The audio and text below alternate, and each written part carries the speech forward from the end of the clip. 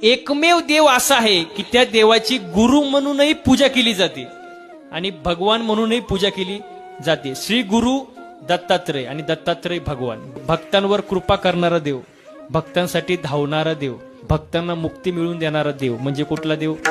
दत्तात्रय महाराज. ब्रह्मा, विष्णू आणि महेश या तिघांचं एकत्रीकरण म्हणजे श्री गुरु दत्तात्रय. उत्पत्ती, स्थिती आणि लय ज्यांच्या अधीन ते कोण? श्री गुरु दत्तात्रय.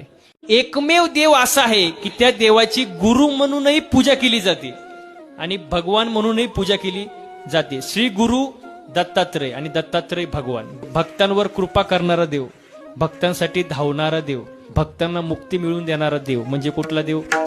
दत्तात्रय महाराज. ब्रह्मा, विष्णू आणि महेश या तिघांचं एकत्रीकरण म्हणजे श्री गुरु दत्तात्रय. उत्पत्ती, स्थिती आणि लय ज्यांच्या अधीन ते कोण?